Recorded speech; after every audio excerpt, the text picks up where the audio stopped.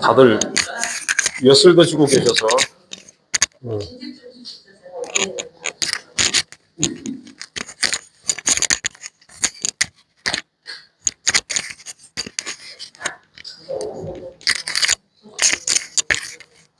여기 녹색 글자를 확인 좀 해주세요. 네. 들어와 있죠? 안 보여요? 예.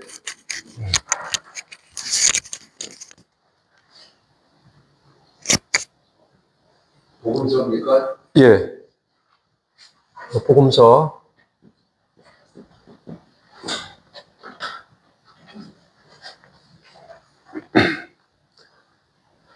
네, 구약에서는요,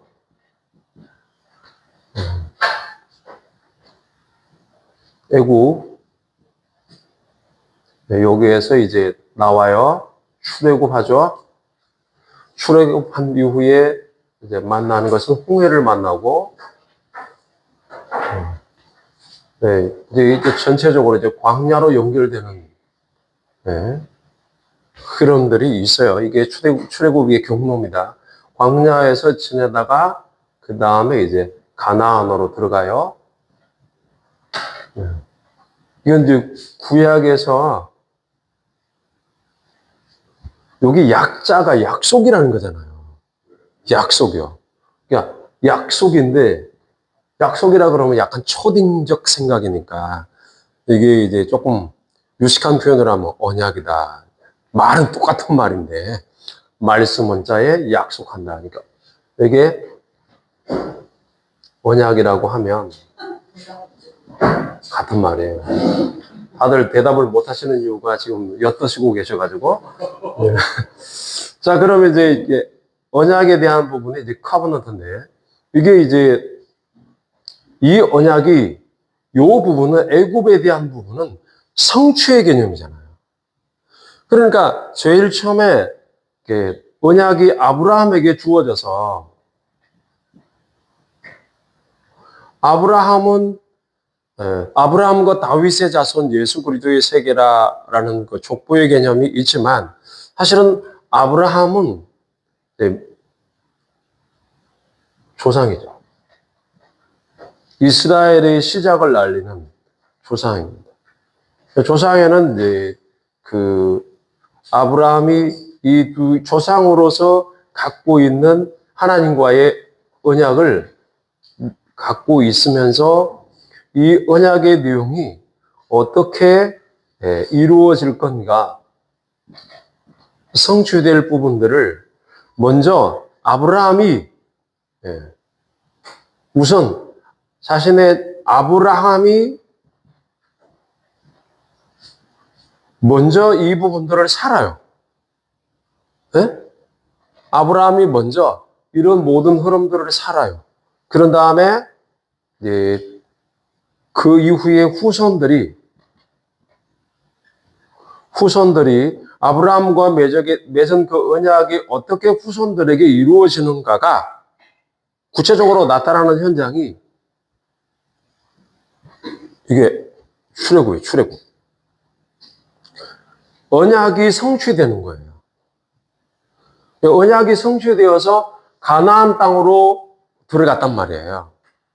그러면 가나안 땅은 약속의 땅이죠. 뭐 언약의 땅이다. 약속의 땅이긴 하지만 가나안은 무엇을 의미하냐면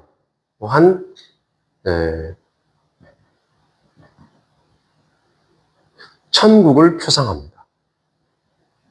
천국이라 그러면은 천국에 대한 외적인 부분이 역사 속에서는 예루살렘으로,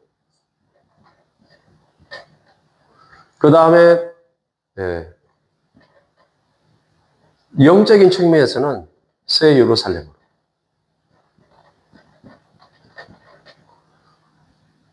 그래서 이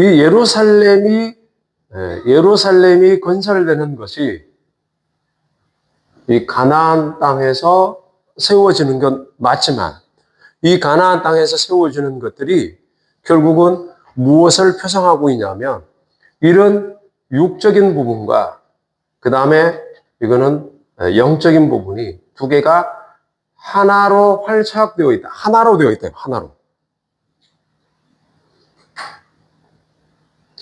그러면 이제 아브라함에게 언약을 줘서 이 아브라함에 준 언약이 여기에 와서 성취가 됐으면 이루어졌고 그 이루어짐 때문에 누려야 되는데 사실은 가나안 땅으로 들어가서도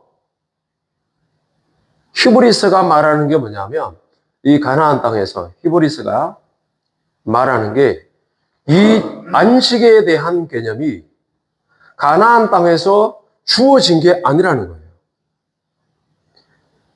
그러면 안식은 누구로부터 와야 되느냐 할 때 예수님이 안식을 준다는 거예요.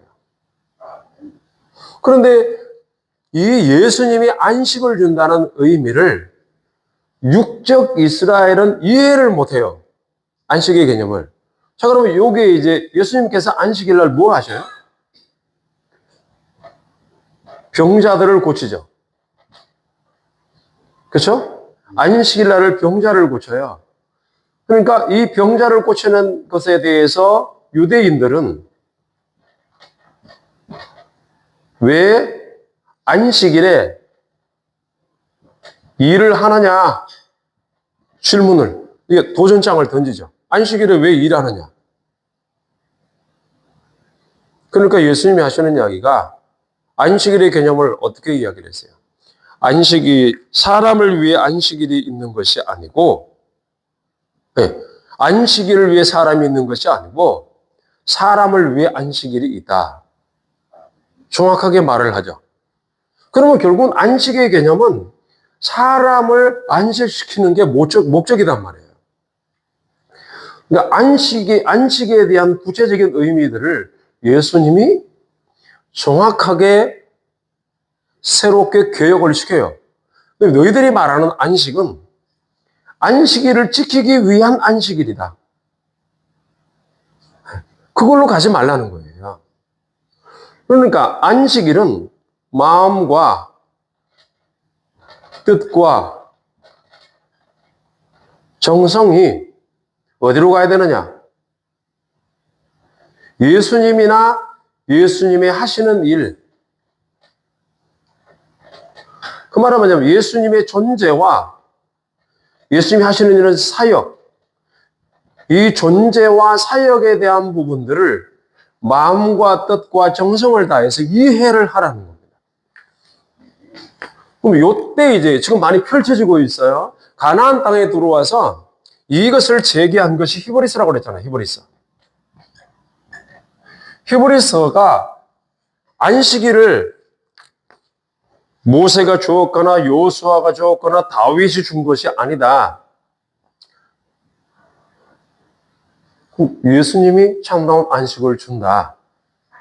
그러면 구약에서 말하는 이 약속의 언약의 핵심이 뭐냐면 아브라함과 다윗의 자손에 대한 이 자손이 예수님이잖아요. 이 언약의 핵심으로서 언약의 내용으로서 자손이 온다며, 자손. 그러니까 이 자손이신 예수 그리스도가 오셔서 언약을 이루시는 것이 진짜 가나안이다 이 말이에요. 그 이야기를 하는 거예요. 이 복음서가 핵심적으로 하는 이야기가 그거예요. 그러면 이제 다시 돌아와서 요게 이제 구약에서는 아브라함에게 주신 핵심적인 약속의 내용이 후손이 온다는 후손. 후손이 와서 그 후손으로 하여금 하나님이 모든 것들을 하나님이 사랑하시고 하나님이 누구신가를 보여주고 그리고 그 하나님이 어떻게 사람을 사랑하시고 결국은 천국으로 들이시는가 하는 부분들에 대한 모든 내용이 이 안에 다 들어있다는 겁니다. 이 안에. 그러면 여기에서 사람이 나와서 사람이 갔어요. 동물이 나와서 동물이 간 게 아니잖아요. 그러면 사람들이 가면서 출애굽을 해가지고 가나안 땅으로 들어갈 여기에 결국 다시 돌아와요. 이게 가데스 바네아잖아요.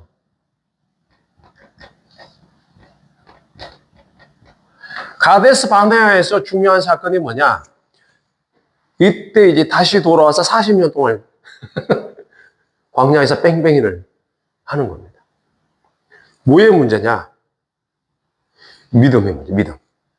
여기에 이제 가데스 바네아 사건은 믿음입니다. 믿음. 누구에 대한 믿음? 주님을 믿는 주를 향한 믿음이 있냐 없느냐의 문제예요. 출애굽을 해가지고 구원을 받았는데 여기에서 구원을 받잖아요. 구원은 자유를 의미하는데 자유를 받고 나왔습니다마는 그러나 이 자유를 갖고 욕심을 이루는 일에 자유를 구사하고 우상을 숭배하다가 결국은 여기에서 불신이 밝혀지고 하나님을 믿지 못한다는 게 확인되고 그런 다음에 결정적으로 정탐꾼을 보냈을 때 두 사람 이외에는 신앙을 주를 믿는 사람이 사실은 없었습니다. 요수아와 갈렙 이외에 나머지 모두는 가나안 땅으로 못 들어가고 광야에서 다 죽었어요. 출애굽 1세대들이.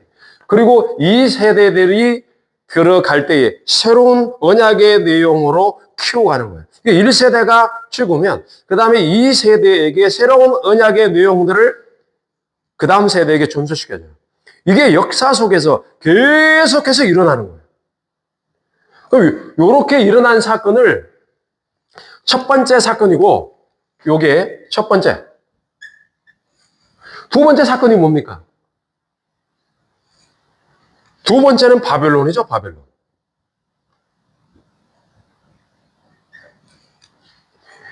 애굽에서 이러한 모든 삶을 살아가는 이 과정 속에서 하나님이 기적적인 능력으로 하나님의 누구신가를 보여줬듯이 바벨론 시대에도 똑같다. 바벨론 포로로 70년 포로 생활을 할 때에도 똑같이 하나님의 능력에 의해서 자유를 이게 이제 뭐냐면 주빌라테라고 그래서 이거를 역시 바벨론 포로에서 돌아옵니다. 이게 포로 귀환. 역사의 사이클이 애굽에서 일어났던 이 선조들이 경험했던 이 내용들을 그 다음에 바벨론을 통해서 또한 이 부분들이 그대로 확인돼요. 첫 번째 사이클과 두 번째 사이클이 돌아요. 그러니까 여러분들이 이제 바벨론으로 이간 이후부터 14대라.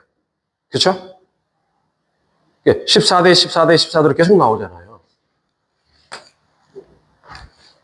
요런 사이클. 그 다음에 이제 세 번째가,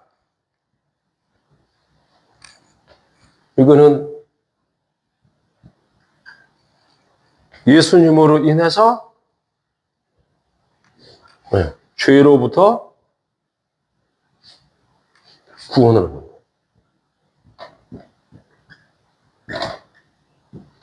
영원한 생명. 그러니까 이제 요때 이제 이 예수님이 오셨을 때가 마태복음에서 복음서에 기록되어 있는 이 신약의 내용이에요, 신약. 여기는 구약이고, 그렇죠? 구약, 여기는 신약이고, 그렇죠? 그러면은 예수님이 오셔서 가장 큰 문제가 뭐냐면 광야 때, 이 광야 삶 속에서 이들이 실패한 내용들을 반드시 예수님이 이기셔야 돼요. 이 죄의 문제를. 그래서 이 죄의 문제를 이기기 위해서 예수님께서 성령에게 이끌려 어디로 가요? 광야로 가요. 광야. 유대 광야, 광야. 광야로 가는데 이 광야가 예수님이 이끌려서 가신 이 광야는 뭐냐? 우리가 뭐 광야는 훈련이다 이렇게 말을 하잖아요. 네. 광야에서 이스라엘 백성들이 실패했어요. 그러니까 교인이 여기서 기독교인이 넘어진 거예요. 그러니까 주님은 기독교인들을 구원해서 천국으로 드려야 되기 때문에 어떻게 예수 그리스도를 믿는 믿음으로 일어나야 되고 그 말씀으로 말미암아 구원을 얻어야 되니까 예수님이 오셔서 이 부분들을 광야에서 승리를 하셔야 돼요. 여기에서 시험이 뭐냐? 첫 번째, 두 번째, 세 번째 시험인데 첫 번째 광야의 시험 가운데 이스라엘이 졌지만은 이 부분들을 광야에서 예수님이 이기시는 방법이 첫 번째는 떡의 문제고 두 번째는 성전 문제고 세 번째는 예배 문제인데 맞아요. 떡의 문제가 아니라 예. 사람이 떡으로만 사는 것이 아니라 하나님의 입으로 나오는 모든 말씀으로 말미암아 살리라. 성경 꼭대기에서 뛰어내리라. 발이 돌이 부딪히지 않게 하리로다.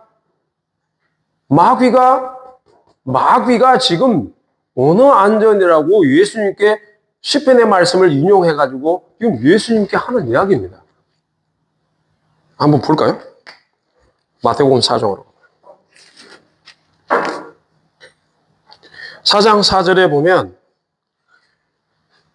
3절에는 시험하는 자가 예수님께 나와서 이렇게 말하죠. 네가 만일 하나님 아들이거든. 자, 이제 전제 조건이 있어요. 전제 조건. 항상 여기에 전제 조건은 네가 만약 하나님의 아들이거든. 만약 하나님의 아들이라면. 네. 만약 하나님의 아들이라면.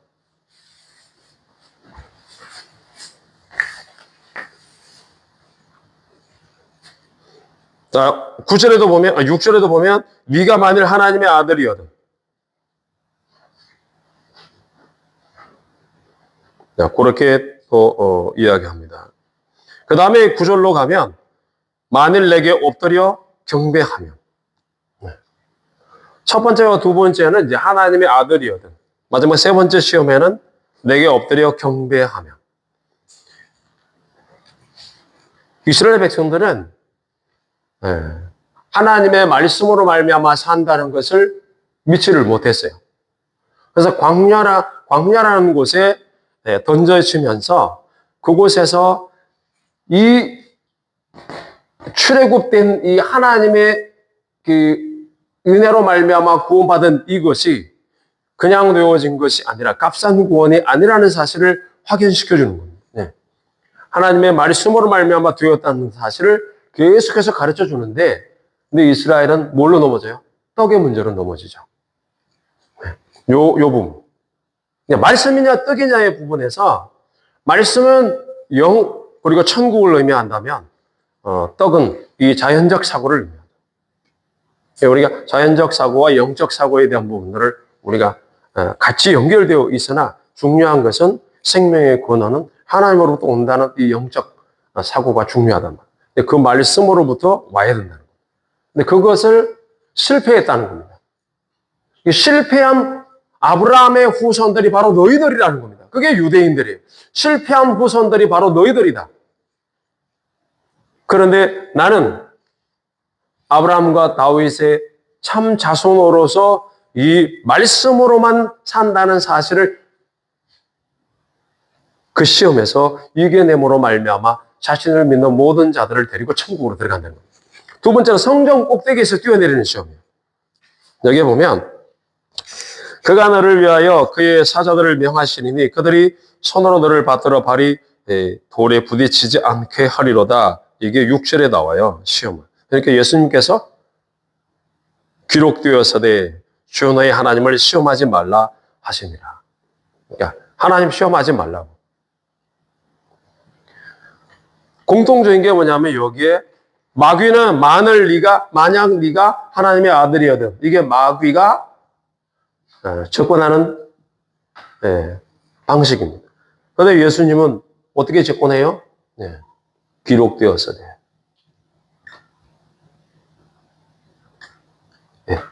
기록되어 세대로 가는 거예요. 예수님은 기록되어 세대로 물려요. 마귀는 만약이라는 말을 갖고 가는 겁니다. 그러나 예수님은 기록된 계시의 사실적 내용을 갖고 가는 겁니다. 단순한 부풀림, 허황된 것을 쫓아가는 비전적 개념이 아니라 정확하게 하나님의 계시된 말씀을 쫓아 모든 시험들을 이긴다는 겁니다. 그러니까 광야 생활 가운데 마귀가 네가 만일 하나님의 아들이든 이런 의미가 뭐냐면 출애굽으로 올라갔을 때 이 이스라엘은 하나님으로부터 구원을 얻었다는 이 사실을 만약의 개념으로 풀어간다는 겁니다. 그러니까 늘 가능성의 문제로 가는 거예요. 가능성. 사실적 하나님의 말씀에 있는 것이 아니고. 그러니까 미혹되는 거죠. 미혹. 유혹입니다. 그런데 이것이 어디에서 오느냐? 내 안에서 일어난다 이 말입니다.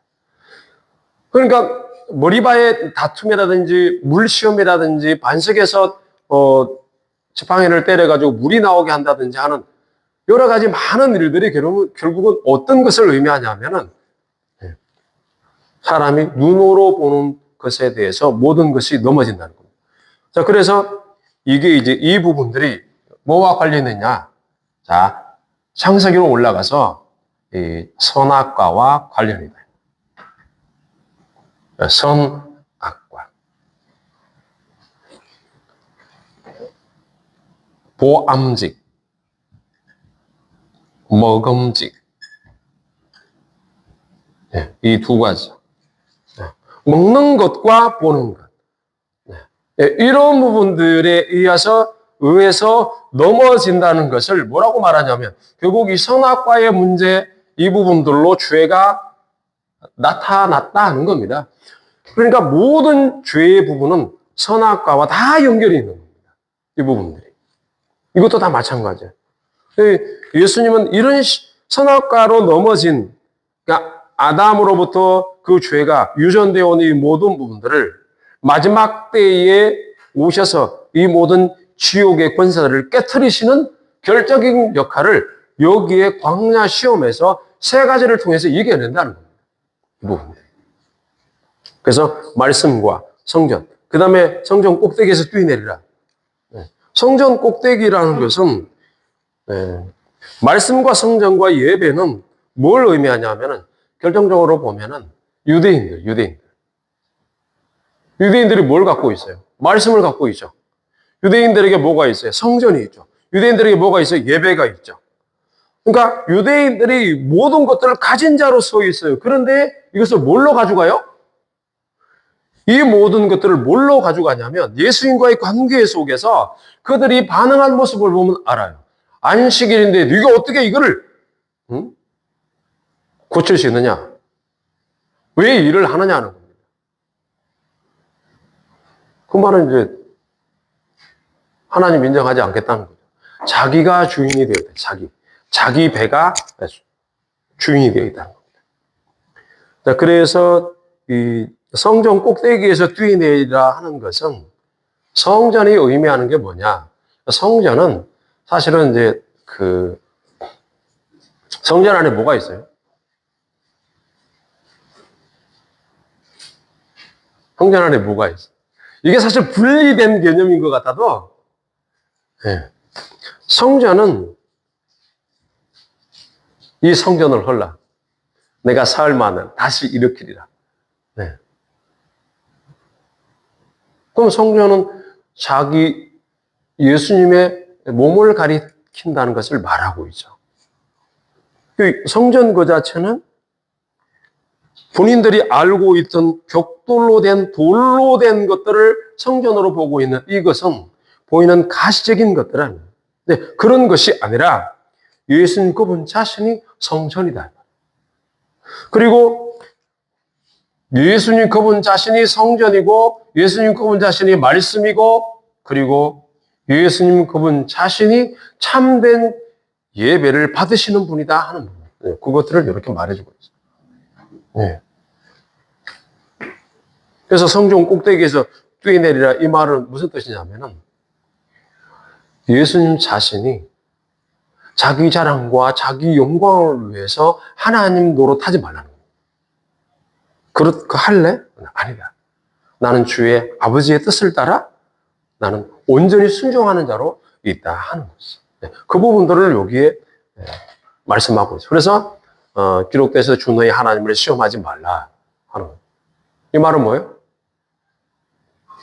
예수님 자신이 하나님이라는 거예요. 주 너희 하나님을 시험하지 말라고 그랬으니까 지금 시험 받는 일은 뭐예요? 하나님이 지금 앞에 계신데 하나님 앞에서 시험하고 있으니까 주 너희 하나님을 시험하지 말라. 하나님의 신성을 드러내고 있는 거잖아요. 자, 그 다음에 이제 8절에 보면 4장 8절에 마귀가 또 그를 데리고 지극히 높은 산으로 갔다. 천한 만국과 영광을 보였다. 만일 내게 엎드려 경배하면 이 모든 것을 너에게 준다. 그러니까 10절에 뭐라고 그래요? 사탄아 물러가. 네. 너의 하나님께만 경배하라. 그를 섬기라. 그러니까 예배의 대상은 하나님이라는 거예요. 예배의 대상.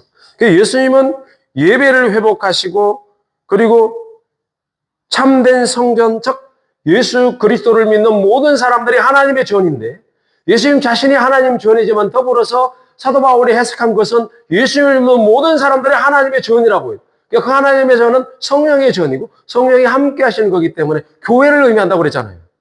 그러니까 성전은 결국은 예수님 자신이요 교회를 의미한다. 그럼 예수님 또한 말씀이시고 네, 이 모든 내용들을 통해서 진정한 예수님을 통해서 참된 하나님이 누구신가를 알게 하고 그리고 예배할 수 있도록 이끌어 가다. 예수 그리스도를 믿는 사람에게는 이 모든 것들이 진짜로 회복이 된다. 자, 여기까지 하고 다음 시간에는 한 10분간 쉬었다가